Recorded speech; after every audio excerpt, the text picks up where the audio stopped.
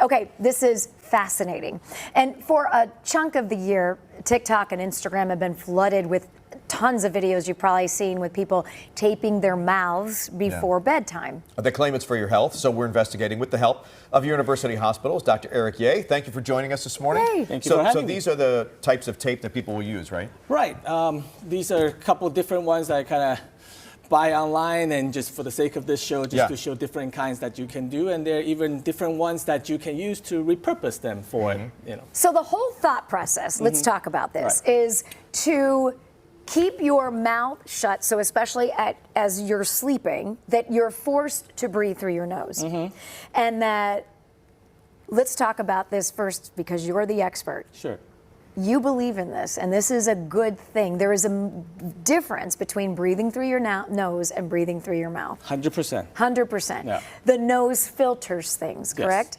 And so talk about that, why it's so important to breathe through your nose. So using these tapes force you to do that. So basically, the idea of us breathing through our nose filters, as you said, it humidifies the air, and then in some sense also pressurize the air to kind of go into our lungs and then help with the gas exchange and everything if everything is going through the proper channel. However, many people are breathing out of their mouth because obviously many people are now finding out that, oh, I have sleep apnea and all that, and breathing out through the mouth becomes sort of a necessity, but not a natural way of doing things. During the day when we are conscientious, we can try to conscientiously breathe through your nose. But at night when we're sleeping, sometimes we do need stuff like mouth tape and stuff like that to help us, to force us a little bit to breathe in and out through our nose. Because you said even when you're driving in the car and stuff, try and be super conscious when you're at work and when you're doing just your daily stuff to breathe in and out through your nose. Absolutely. Is it safe to use tape on your mouth at night? I think people would feel like, what if they I would feel, suffocate? one, claustrophobic, and two, Yeah. with my sleep apnea, I would feel like I'm not being able to breathe enough to support my system. 100%. I mean, myself included, being an Asian male, I have 2 risk factors already for sleep apnea. And then my dad, my mom, they all have sleep apnea. So I have a little bit of that too. So when I try these things on myself, I really need to kind of get my brain to go and then to really kind of psych myself up, almost telling myself that I can do it, and then preparing yourself for it. But many of these tapes that they are actually pretty breathable, so if you really need to, you can breathe it out. You can and force then some if you air don't out. mind, Can I try one? Yeah, and there's sure, one please. that you showed that has like a little My wife would hole. love this if I too. shut my mouth shut. I was going to say all of our viewers right now are saying, yay, Yeah, please, finally. tape your mouth shut, Todd. Okay, while What are you looking like long-term, and obviously you have your mouth taped, but some like long-term benefits for something like this is, Well, it's flexible. Flexible, so you can breathe And if you through really it. want to talk, you can still shout through it if you need to, so it's safe to do that. Right, so long-term wise, I think it will help you, obviously, when you keep your mouth closed, it's going to help you to really keep the moisture in your mouth.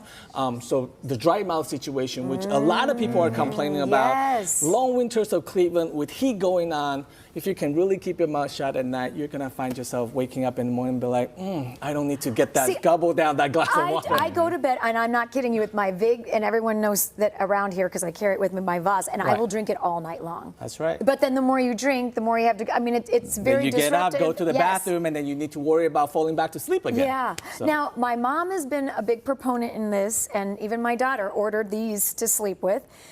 My mom read a book called Breathe or Breath, which you're familiar with this book too, and it talks about even villages in remote parts of the world where kids there have perfect teeth, perfect formation because they're all nose breathers. I mean, they're even saying for kids, it's very important in the development in their mouth, for their speech. All sorts of things to breathe through your nose. Can you comment a little bit about that? 100%. Anatomically, it is the most fundamental thing of how our mouth and our positions of our tongue and back of our airway is structured. So many of these kids, if you look now with the ideas of orthodontists right now for the kids is not pulling teeth anymore. Really, it's the palate expander. You want more space instead of try to create more space because your teeth and everything does shift. So No, nasal breathing is one part, but the other part is also the way of life is a little bit different. I think it goes into a lot more details on how civilization actually creates some of the problems that we're facing right now. It's fascinating. It's very cool. It really Before is. we go, real quick, if Right. they don't want to use this, is there something they can do to help? Maybe with the way they sleep or something like that? Or? Well, I mean, side sleeping is always a go-to remedy for many of the people So that because helps a you little. decrease the effect of the gravity on you.